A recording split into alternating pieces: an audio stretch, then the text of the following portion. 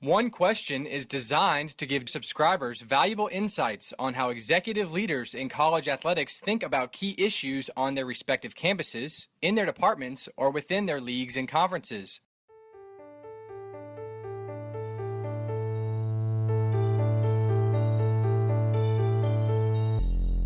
Greetings, this is Ty Brown and welcome to One Question, where we highlight executive leaders in college athletics. Our guest today is David Harris. David is currently the Director of Athletics at the University of Northern Iowa. Greetings, David. Thanks for joining us. Glad to be here. Thank you for having me. Yes, sir. I'm glad to have you on again, actually. Looking at your career, you're entering your third year there as Director of Athletics at Northern Iowa. You spent time in Mississippi and Wisconsin. Of course, you spent, a good amount of time there with Jamie Pollard in terms of the leadership aspect and who you worked for. And you've been in college athletics for, 20 years now. And when you look back at what you've done, you spent the early part of your career working in student athlete services. And over time, you added sport oversight, leading to your current position now as Director of Athletics. I'm interested in that path and that transition. Can you give us some insight on the path and some of the key leadership or organizational decisions that you made as you were coming up that made people like a Jamie Pollard take notice of you and give you those promotions and give you sport oversight? Sure. From my perspective, I think about three things primarily when I consider my own path from starting in athletics 20 years ago until now. One of which is working hard and doing the very best you can with whatever you're asked to do. Secondly, relationships and the importance that they play. And then third, being willing to get out of your comfort zone. All of those things were critical at one time or another for me. So when I think about starting in athletics in 1998, working in academic services at Ole Miss, and how I made the transition from there to working at Wisconsin, it was really unexpected. It goes to getting out of your comfort zone. I can remember, in addition to working in academic services, I was also involved with life skills.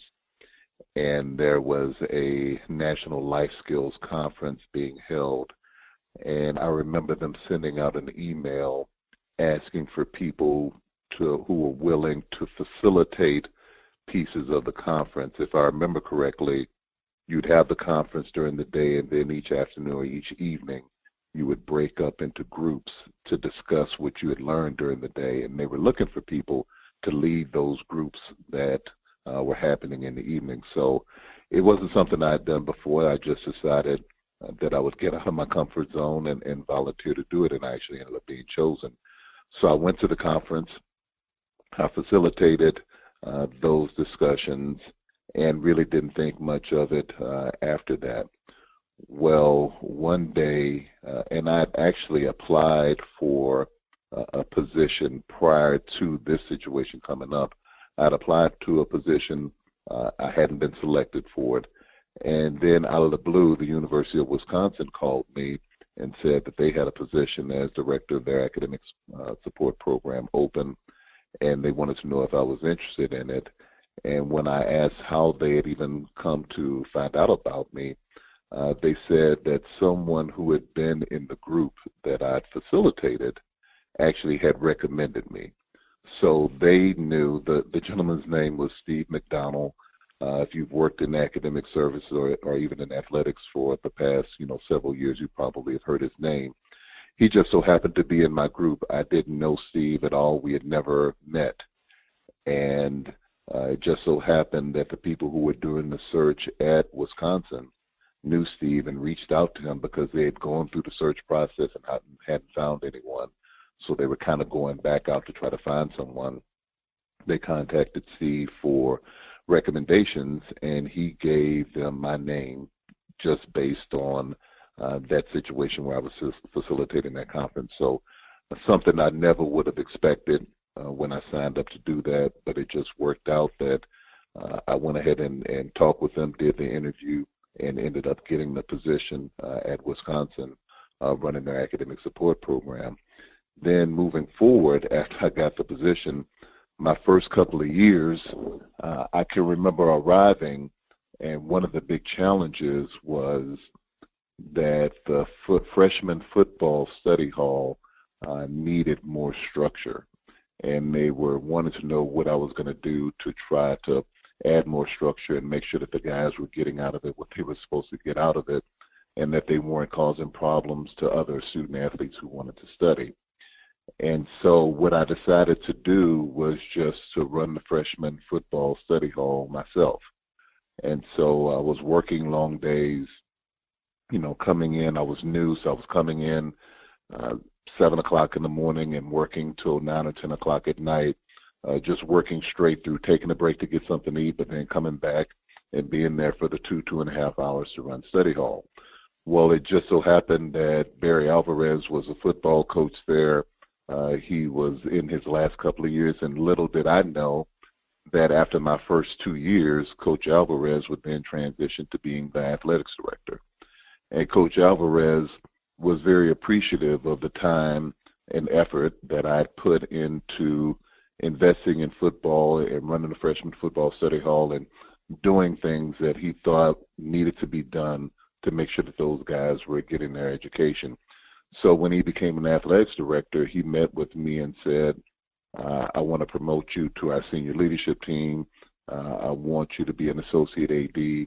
And so that was the next step in my progression. And it was just based on putting my head down and trying to work as hard as I could and doing what I thought needed to be done to try to help the program have success. Never anticipating that things were going to transpire as they did. I had no sense that Coach Alvarez was going to become the AD or that that's even something that he wanted to do. Right, but there's something to say about seeing that problem, that it wasn't structured. Of course, the people you reported to asked you, what are you going to do about it? And you went in and took the initiative and provided organization to something that was unorganized. And as a leader, you always want people who can come in and solve problems and make something look great from chaos. And I imagine, like you said, that's what Coach Alvarez saw. Right, and that's ultimately what I tried to do in that situation, was to bring some structure to make sure that those guys, because they were all freshmen and they were all in need of some structure as far as how we would do things. And so we had a good time. We tried to make it fun for them. We tried to make it informative. We made sure that they got their work done. We talked about things that were bigger than athletics as well. That's maybe the thing that I remember about it more than anything, is that each of those evenings we would talk about topics, current events, other things that we felt like were important, because I felt like having those discussions were as important as the work that they were doing. So I just really poured myself into trying to do that work. Well, with the resulting promotion that came from that, I ended up reporting to Jamie Pollard, because when Coach Alvarez made the transition, there was a 1-year time period where he was the athletics director and the head football coach at the same time. And so he needed someone to be the deputy AD to run the department on a day-to-day basis. And Jamie was there as a CFO, so he promoted Jamie to be the deputy AD and run the department day-to-day. And so my reporting line was directly to Jamie. And so Jamie and I began to further our relationship and talk, and I was working directly for him on an everyday basis. And so I talked to him some about, what I wanted to do with my career and what I'd like my next step to be. I talked to him about getting into sport oversight and doing some other things, and I can remember him telling me that there just was an opportunity to be able to do that at that time at Wisconsin. Well, little did I know that Jamie, at some point after that, ends up accepting the position as the athletics director at Iowa State. And when that position becomes available, then Jamie contacts me and asks me about coming to work there for him as one of his senior associate ADs, overseeing several areas, getting into sport oversight. At that time, the sport was football. After I got there, he added on men's basketball and wrestling. So that move came from a relationship that was developed over time with he and I working together closely. So whether it was getting out of my comfort zone with the initial move or just putting my head down and working hard with the second move, to a relationship that really transpired and helped me make the move to Iowa State. Those are the things that I really look back on. And then the same thing happened with my move to UNI to the athletics director position. I was recommended by the former president at Iowa State, Stephen Leith, who's now the president at Auburn, to the former president at UNI, Bill Rood, when that position came open, and Troy Dannon decided to go and work at Tulane University as athletics director. Dr. Leaf recommended me to President Rood. President Rood and I had a conversation that led to me applying for the position and ultimately getting the position a couple of years ago. You said a number of things there, and one thing I want to touch on was the initial thing you said, being uncomfortable, going into somewhere that's uncomfortable and then succeeding in an uncomfortable position. When you started getting responsibilities, right, with those responsibilities, you have to make responsible decisions. And I imagine that, you know, when they put these responsibilities on you, sport oversight and things like that, you probably had to have tough conversations and make decisions that you didn't make before, which were probably uncomfortable to you. What was your approach to doing that then? And I assume you probably still have to have tough conversations and make decisions that are uncomfortable for you now as an AD. That's a significant part of leadership in any position that I've been in, your willingness to be able to be uncomfortable, to do things new in order to grow as a professional and gain a new perspective on things, on the department, on the way that things work. And part of that is being willing to have difficult conversations when they become necessary. And that's one of the more important aspects of leading, no matter what position in the department you happen to be in. So from an approach standpoint, I think you're always looking initially to come in and listen, talk with people, find out what's going on, see what the culture is, get a sense of what's happened before you evaluate things fairly, and try to develop relationships with as many people as you possibly can.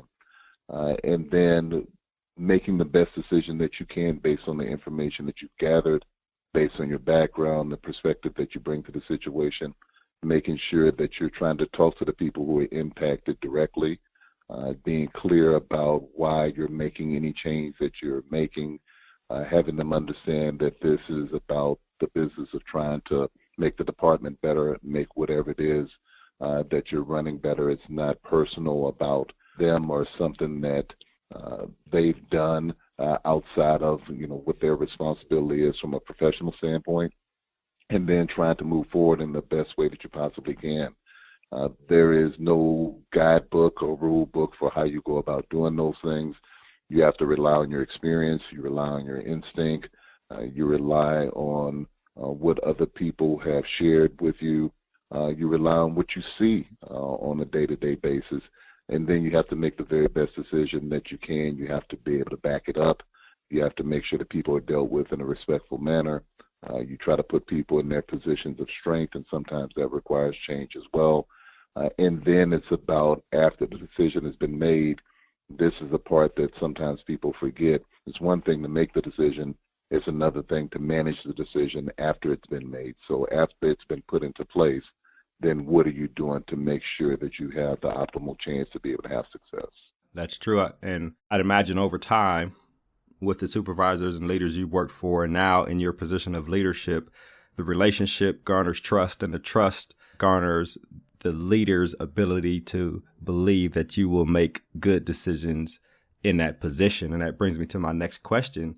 As you lead the department and lead people who are in positions that you've been in before, what is your approach to leadership in terms of people who you see may be similar to you as you were coming up, or other people you've seen coming up, and then them gaining your trust to make decisions and tough decisions, and actually you putting them in uncomfortable positions to see how they come out and if they can make successful choices?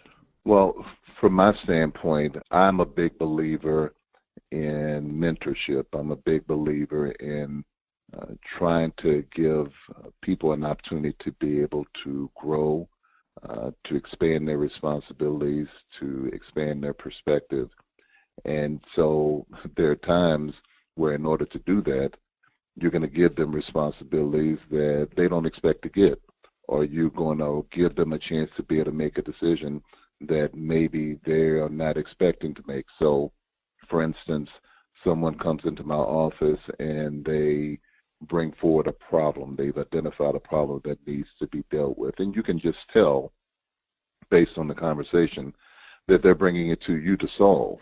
And so from my perspective, depending on what the problem is and depending on the situation, I may step up and say, okay, here's what we're going to do. But what I like to do when opportunity presents itself is to say, okay, well, what are you coming to recommend? What do you think we should do? How do you think we should handle this?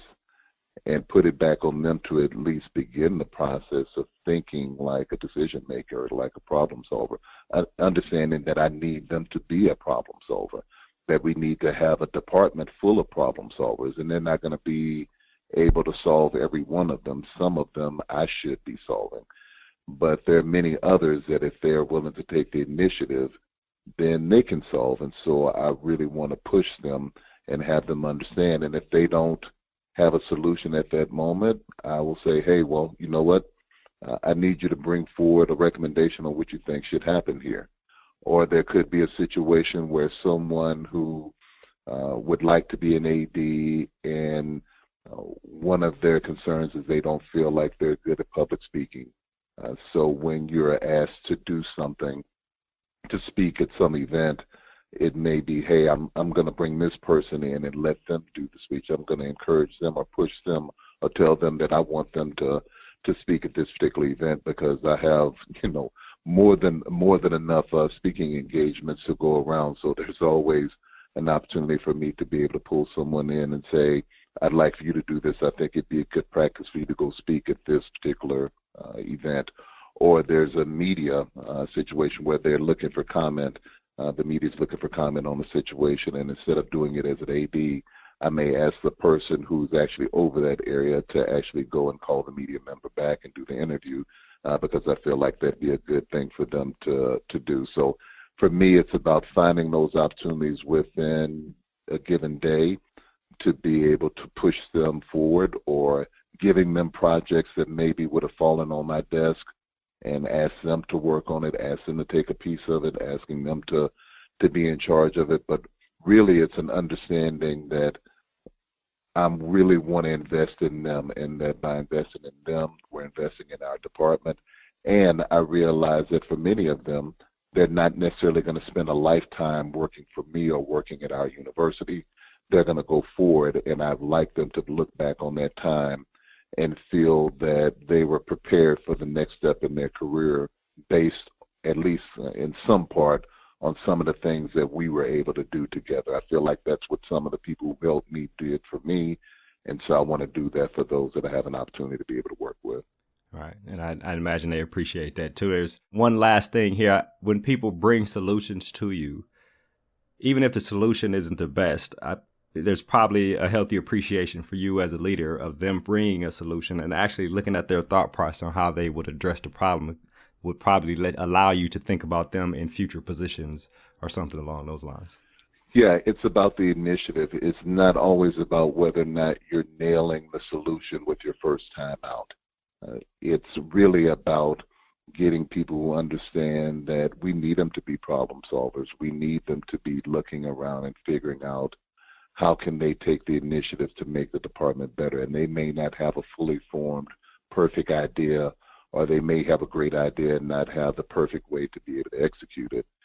But just the idea that they are willing to put themselves in a space where they're going to get out of the comfort zone of, I have a problem, I take it to the boss solves the problem. I think if you talk to ADs across the country, they would say the people who tend to get promoted, they get elevated, they get different responsibilities, they get more responsibility, are the ones who show that they can not only identify problems, but they can identify solutions, and you can trust them to go forward and implement that solution in a way that's going to be in the best interest of your department. And so when I'm working with any of my staff members, and you mentioned earlier about people who have done work similar to what I've done. So in the student services area, for me, even though I feel like I have a lot of responsibility and a lot of background, a lot of experience in that area, I can't put myself in a position where I'm spending more time in that area just because it's the area that I'm comfortable with. You're asked to be the director of athletics and everything that entails, and that doesn't just entail working in the areas that you've had success in or that you've had experience in. It means working in every area. And so you have to empower the people who are doing what you have done, the same way you do with everybody else. You can't look over their shoulder. You can't second guess what they're trying to do just because you have experience in that area. But I think the people who work in the area that you've worked in know and understand automatically that I'm going to be working with someone who understands this area. And so if I was thinking about coming in and not doing a good job, or if I don't have fully formed ideas, or if I'm not really bringing it on an everyday basis, then this person's going to figure that out pretty quickly. And so you give them the same chance that everybody else has. You want to empower them, you want to encourage them, and you want to set them up to have success, and use your experience hopefully to help mentor and guide them to be able to figure things out for themselves. All right. Well, David, this has been an excellent conversation. It sounds like you take some of the things you've learned from the people you've worked for and the people you worked with. It's like Jamie Pollard and Barry Alvarez, and you've done what I call put it back in the bucket, right? You glean from the bucket as you come up in your career and get to the position of leadership. And then as you move forward, you develop those that come behind you and you put it back in the bucket and help them get to where they want to be. This has been an excellent conversation. I really appreciate you joining us here on One Question. Thank you very much. I appreciate you having me.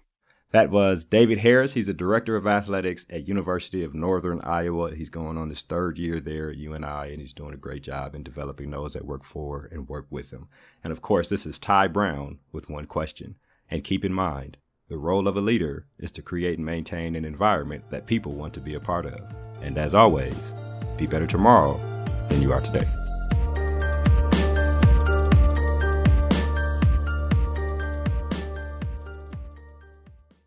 This episode of One Question is produced by Spades Media Group, solving problems using creative leadership.